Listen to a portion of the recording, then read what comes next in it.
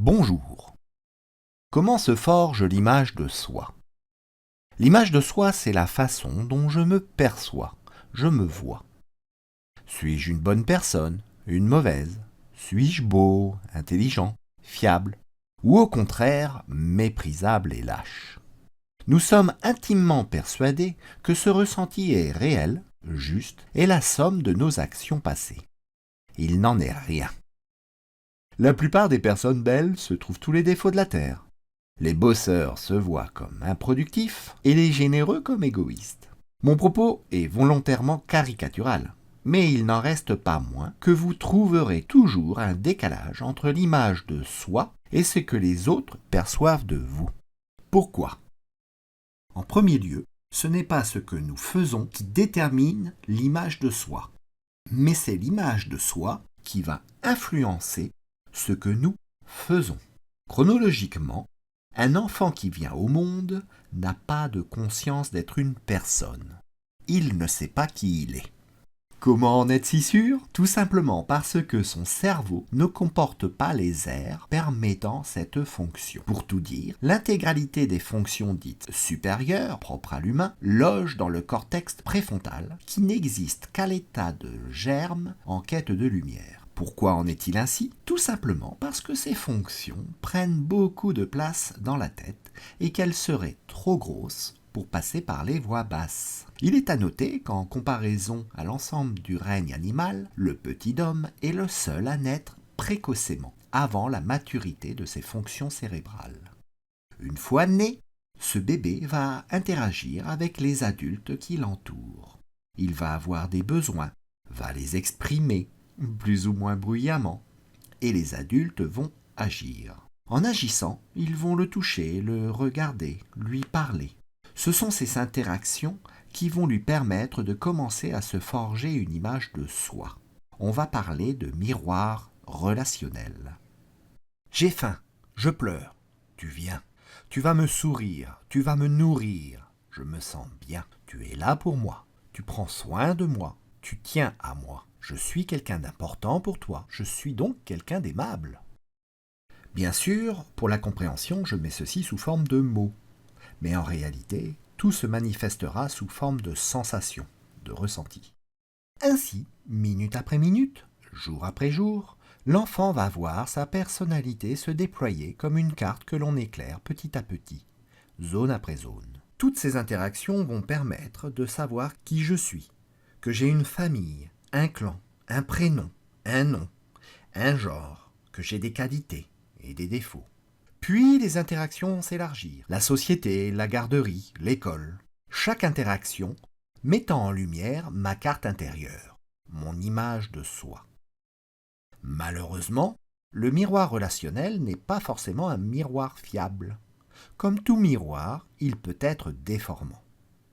Ainsi, si l'enfant arrive dans une famille qui n'est pas prête à l'accueillir, les parents vont avoir du mal à bien répondre aux besoins bruyants de cet enfant.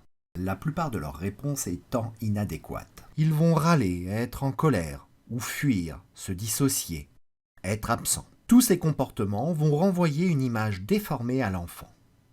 Tu n'es pas vraiment là, tu peines à prendre soin de moi, je te gêne, te pose des problèmes, je ne suis pas quelqu'un de bien. Et ainsi, l'image de soi est polluée par les enjeux des parents qui, malheureusement, ne peuvent pas être là pour leur enfant.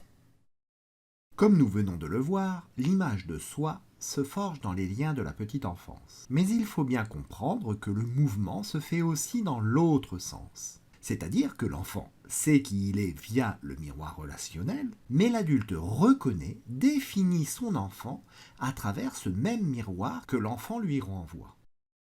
L'enfant. Je suis ton enfant. Tu es là pour moi. Tu tiens à moi. Je suis une bonne personne. Le parent. Je suis ton parent. Je m'occupe bien de toi. Tu te sens une personne aimable. Je te reconnais comme une personne aimable. Il en est de même dans les cas dysfonctionnels. L'enfant.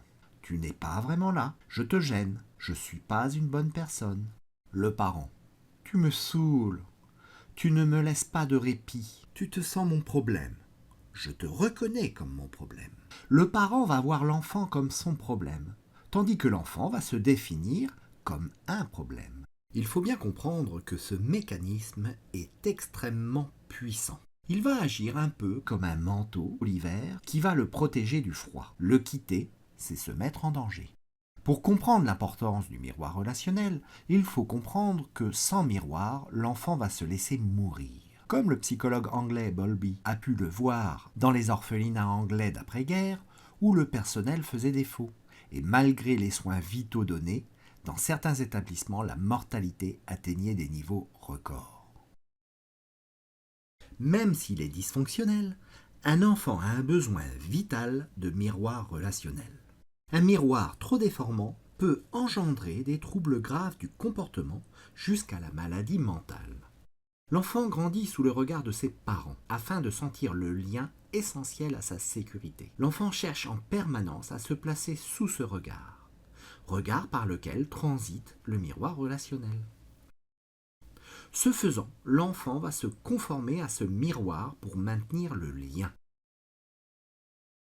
Ainsi, un enfant perçu comme un problème va être un problème et passe de « tu me vois comme un problème » à « quand tu me vois comme un problème, tu me vois ». Commence ainsi un mécanisme très important dans la compréhension de la psyché humaine. Plus fort que le conditionnement ou la simple identification, je vais me définir comme quelque chose que l'on m'a montré de moi.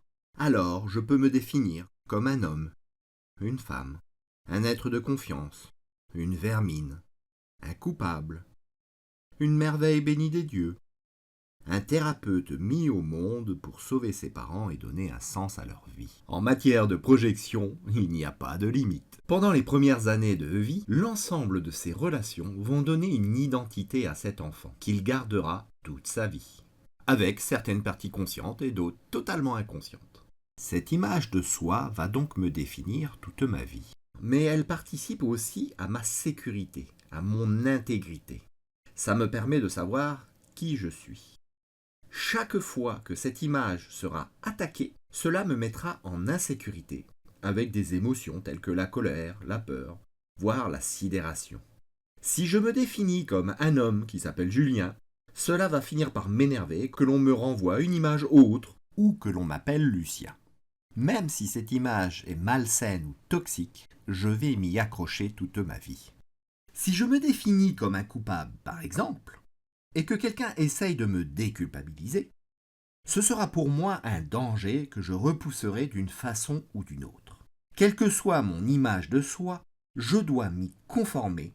Il en va de ma sécurité intérieure profonde. Seul un travail avec un thérapeute adéquat peut permettre de conscientiser cette mauvaise image et son origine. Une fois identifiée et bien observée, il n'y a qu'un pas pour sortir cet enfant que nous avons été de ce mauvais miroir relationnel toxique et le mettre au plus près de nous, dans la lumière de notre sécurité et de notre amour. Je vous remercie. Je suis Julien Renaud et je me propose de vous accompagner sur votre chemin de réparation des mémoires traumatiques. À bientôt!